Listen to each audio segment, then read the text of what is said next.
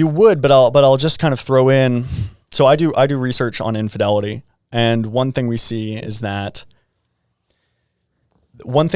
unfortunate is that a good portion of women will mate with one guy for resources reasons, right? And this is based on unpublished, recently done research that we will publish soon, and which I've discussed on other forums.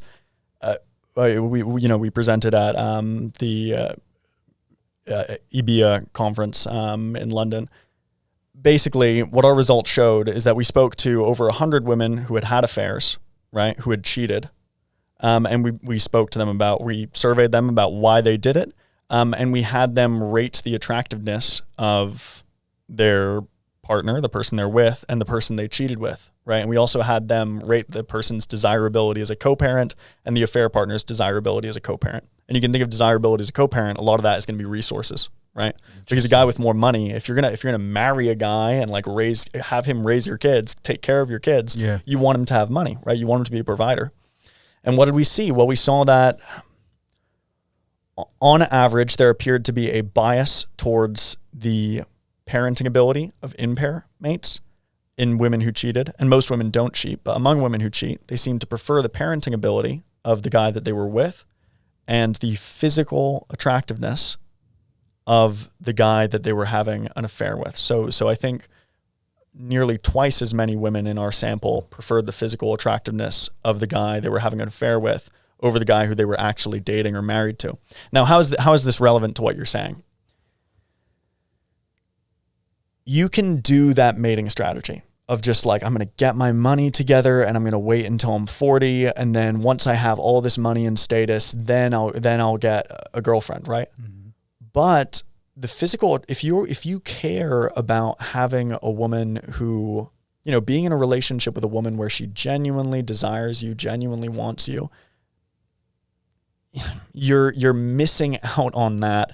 And I would say most likely putting yourself at a higher risk of infidelity by delaying things. And we also see a lot of these guys who do want to wait until 40. And again, I'm not disagreeing with you that you'd be more attractive, broke, loser, 24-year-old. You don't know what the fuck you're doing. Yeah. Broke, loser, 24-year-old versus like super stud, 35-year-old. Yeah. But another thing we see, if you care about longevity,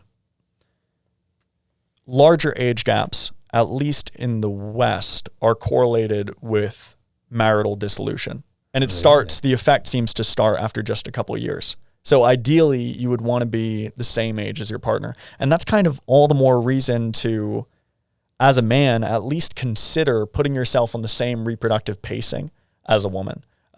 Because again, you don't have to. You still have that backup plan of having a longer runway. But if you're someone who's serious about getting married and having kids, it might be wise to at least first go around, stick to people your own age, and see if you can make it work at the time.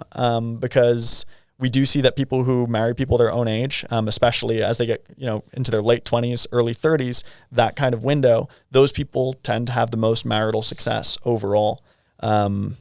So he's saying if I'm like at an older age in life and I meet somebody who's younger, like early 20s, let's say I'm in my 40s or late 30s, the chances of me getting cheated on is higher than if I was to. Okay, so there's no research directly showing that I'm aware of, and I really do keep my ear to the ground on the infidelity literature. Right. I did speak to a matchmaking company anecdotally. These are people who make pair bonds for a living, right? They take these and oftentimes it's very wealthy men who want younger women.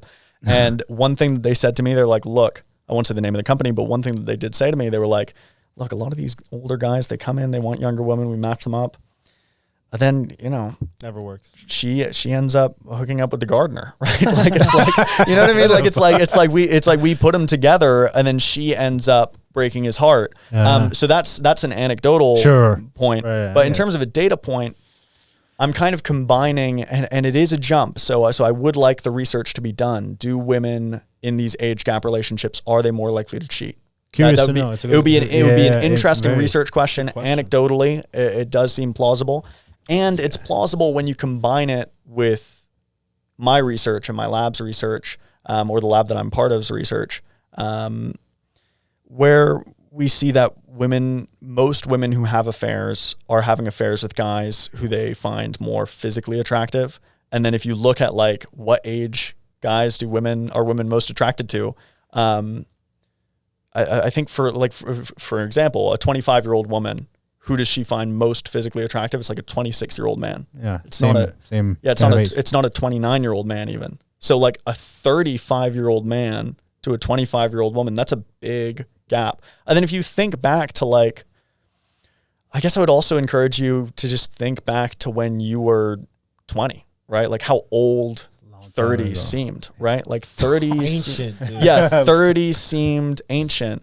And so most, I mean, I'm not saying don't date younger. Like I really don't have any agenda against age gap relationships as long as everyone's consenting and everyone's, of age and everyone's happy in the relationship. There's no like weird power thing going on. I don't see a problem with it. But just in terms of like life advice, if I was talking to a 20-year-old man and it's like, okay, well, what's your mating strategy? If he's saying, I want to reproduce, right?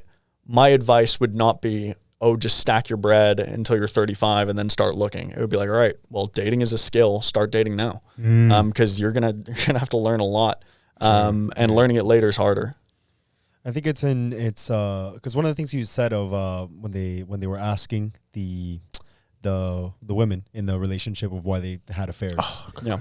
I feel like would you then say that the men that were being cheated on, you had said like maybe the physical aspect that's probably what they were lacking, why the reason is that they went and had the infidelity, had the affair.